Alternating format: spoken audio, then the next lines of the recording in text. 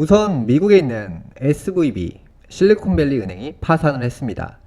규모가 대략 275조 원으로 삼성전자가 대략 300조 원이니까 삼성전자 하나가 그냥 깃털처럼 증발했다는 거예요. 그래서 이제 2008년 리먼 당시와 비교해보면 3분의 1 규모고요. 예금자 보호가 되지 않아 못 받는 돈이 대략 200조 원이고요. 엄청난 규모예요. 미국 정부가 도와주면 되지 않냐, 도와줄 것이다, 이렇게 생각하시는 분들이 있는데요. SVB 은행 같은 경우에는 미국에서 16번째로 큰 규모고요. 그냥 상상을 초월할 정도의 큰 규모라고 생각하시면 돼요. 그런데 이제 과거에 2008년 당시에는 리먼 사태 때 정부가 이제 도와줄 수 있었잖아요. 화폐 양이 많지 않았기 때문에. 그런데 그 이후로 화폐를 인위적으로 공격적으로 찍으면서 여기까지 왔는데, 사실 이때 붕괴됐어야 되는데 경제를 화폐를 찍어서 인위적으로 끌어올렸어요. 화폐 양이 엄청나게 늘었죠. 지금 이 상황에서 화폐를 더 찍어서 은행이 파산하는 것을 막아준다는 말도 안 되는 얘기예요. 왜냐하면 미국이란 나라가, 제가 말씀드렸잖아요. 제가 작년부터 미국이란 나라가 파산할 준비를 하고 있다, 계속 말씀드리고 있잖아요. 이미 1년 전부터 다 준비한 시나리오를 저는 천천히, 여러분들이 이해가 안 되시기 때문에 천천히 말씀드린 것 뿐이고, 이제 본격적으로 드러나기 시작하고 있잖아요. 그래서 제가 나스닥은 계속 떨어진다, 파산한다, 미국 주식 들고 있으면 안 된다 라고 계속 강조하고 있잖아요.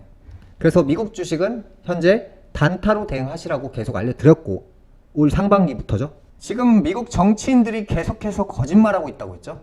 상황이 좋다, 거짓말 치지 마세요. 제가 모든 분야에 걸쳐서 미국이란 나라를 조사를 해보니까 이 문제가 지금 매우 심각합니다. 왜 강달러가 나오고 있냐? 인위적으로 지금 달러의 가치를 끌어올리고 있는 거예요. 자금이 계속 이탈하고 있거든요.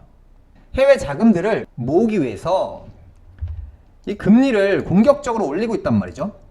그래서 지금 자금 이탈이 더 빠르게 진행될 건데, 미국 입장에서는 더 공격적으로 금리를 올릴 수밖에 없어요. 왜냐면 지금 선택할 수 있는 방법이 없어요. 기축통화니까 방어할 수 있다, 이렇게 얘기하시는 분들, 지금 발생하는 일들은 옛날에 있었던 일들이 아니라 새롭게 등장하는 것들이에요. 옛날에 썼던 방법은 지금 쓸 수 없고요.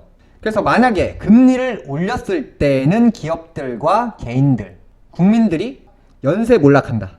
만약에 금리를 안 올리고 기업들과 국민들을 살려준다 라고 했을 때는 오히려 역현상이 나오는데, 달러 이탈 현상이에요. 만약에 한국에 있는 기업들이나 한국에 있는 자산가, 중국에 있는 자산가들이 미국이란 나라가 갑자기 은행이 하나 둘 파산하기 시작하면 가지고 있던 달러를 중국 돈으로 바꿔서 자기네 나라로 다시 가져갑니다. 달러의 양이 계속 늘어나는 거예요. 그래서 더 공격적으로 금리를 올려서 이 강달러를 유지하려고 할 거란 말이죠. 근데 그건 미국의 생각인 것 뿐이고요. 미국이 이렇게 하고 싶다고 해서 막을 수 있을까요? 역사상 위기를 막은 적이 단 한 차례도 없어요. 그냥 시간이 걸리면서 기업들 무너지고 국민들 무너지고 이런 과정 속에서 시간이 몇 년이 걸리면서 그냥 회복된 것 뿐이에요. 회복된 것도 아니죠. 그냥 다 무너졌으니까. 이번에는 제가 말씀드리지만 2008년 당시보다 최소 5배 이상 규모가 큰 폭락이에요. 2008년 당시가 그렇게 폭락이 온 것도 아니었죠. 왜냐면 이 미국이 달러를 찍어서 코로나 때처럼, 코로나 당시처럼 방어해 줬거든요. 근데 이번에는 돈이 없어요. 이번에 또 이런 경제 위기를 막기 위해서 달러를 더 찍는다. 그러면 여러분들이 베스킨 라빈스에 가셔서 아이스크림 1개, 콘 1개를 사 먹는데 5만 원을 지불해야 되는 상황이 오는데, 그렇게 된다고 했을 때 미국은 그것 때문에 또 몰락해요. 그래서 지금 물가를 절대 잡을 수 없는 상황에 놓였고요. 달러의 가치가 인위적으로 정치인들이 막고 있는데 이미 공격수는 골을 넣으러 가고 있어요. 달려가고 있단 말이죠. 근데 중간에서 미드필더가 막고 있는 상황이에요. 한 번, 두 번까지는 시간으로 막을 수는 있어요. 우리나라가 브라질의 골을 막지 못한 것처럼 미국도 공격수의 골을 결국 허용할 거라는 거죠. 미국이란 나라가 제가 봤을 때는 기업이나 은행의 문제뿐만 아니라 지금은 과거랑 다르게 나라가 파산하게 될 겁니다. 그래서 이렇게 잘 보시면 지금 미국이란 나라에서 아이스크림 한 개를 사 먹는데 15,000원을 지불해야 돼요. 달러를 그냥 무식하게 찍어댔기 때문에 지금 소득 대비 물가가 너무나도 비싸요.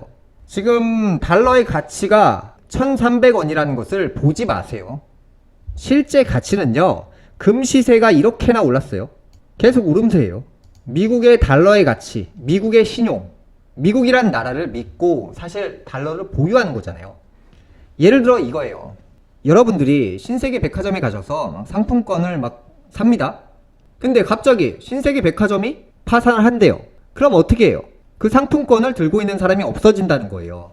미국이란 나라가 신용이 매우 나쁘다는 게 밝혀지면 달러를 보유하는 사람들이 점점 사라지기 때문에 미국은 그 사람들을 잡기 위해서 금리를 계속해서 올리면서 우리가 금리 더 줄게, 가지마, 이렇게 돈을 맡기는 사람들, 달러를 보유하는 사람들을 잡고 있다는 거예요.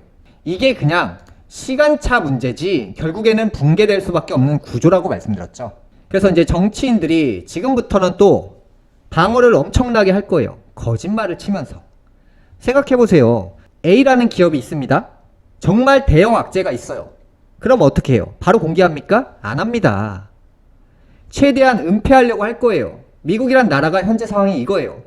지금 달러 이탈 현상이 계속 나오고 있는데 이 투자자들을 잡기 위해서 계속 거짓말을 늘어놓고 있어요. 뭐 고용지표가 좋다, 실업률이 낮다, 뭐 이런 식으로 거짓말을 치고 있는데 사실 제가 한 개씩 다 뜯어보면 다 거짓말이에요. 그러니까 믿을 수가 없어요. 얘기하는 것들이 다 거짓말이기 때문에. 과거 사례들을 보더라도 정치인들은 언제나 늘 거짓말에 능해요. 그래서 이번에도 역시나 속지 않는다. 그래서 제가 이제 테슬라에 대해서도 꾸준히 말씀드리는 게 이제 우리나라 사람들이 테슬라를 가장 많이 샀기 때문에 이 관점에 대해서 참 많이 말씀드리고 있는데요. 테슬라는 제가 300달러에서 100달러 간다고 맞췄고요. 단기로 올라간다고 해서 맞췄고요. 그 다음에 장기적인 관점 어디라고 했죠? 월봉상 체크하세요. 월봉상으로 50달러 밑으로 갑니다. 한번 보세요. 가나 안 가나. 어차피 제가 이런 걸 알려드려도 저한테 득되는 게 없어요. 이론 지식을 그냥 제공을 해서 욕먹는 일을 계속 하고 있는 거예요. 그런데 제 얘기를 듣고 위기를 피하시는 분들이 어딘가에는 계실 것 같아서 제가 용기 내서 이런 얘기를 하고 있는 거고요. 삼성전자 역시도 제가 계속해서 알려드리고 있죠. 제가 삼성전자는 어디서부터 떨어진다고 했죠? 이 구간대부터 떨어진다, 떨어진다, 떨어진다, 계속 말씀드리고 있어요.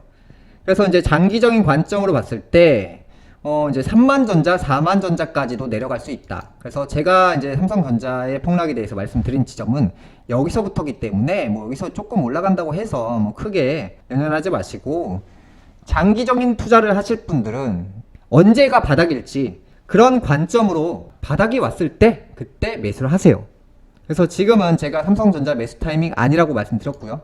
그래서 제가 이제 9만원대부터 여기까지 지금 적중했기 때문에 앞으로 이제 5만원대도 깨지고 4만원대 진입, 3만원대 진입, 그 인근까지 충분히 가능성이 높습니다.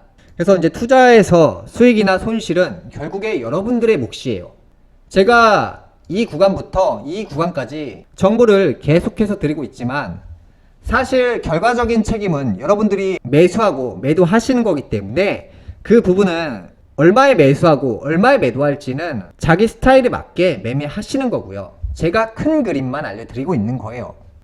그래서 이제 삼성전자도 계속해서 내려갈 수밖에 없고요. 개인들이 대부분 산 종목은 무조건 떨어진다고 했죠. 무조건이에요, 이거는. 테슬라도 마찬가지예요. 개인들이 대부분 산 종목은 뭐라고 했죠? 무조건 떨어진다. 무조건 떨어지는 거예요. 그래서 제가 오늘은 충분히 강력한 힌트를 다 드렸고요. 이미 저는 삼성전자 9만원대부터 떨어진다고 여태까지 맞췄고요. 테슬라 300달러 인근에서 떨어진다고 여태까지 맞췄고요. 삼성전자가 뭐 3만원대, 4만원대, 테슬라가 50달러 깨지는 거 향후에 뭐 몇 달 뒤나 1년 뒤에 한번 가든지 안 가든지 그 관점으로 보시자고요. 금일 방송은 여기까지 하겠고요. 시청해주셔서 감사합니다.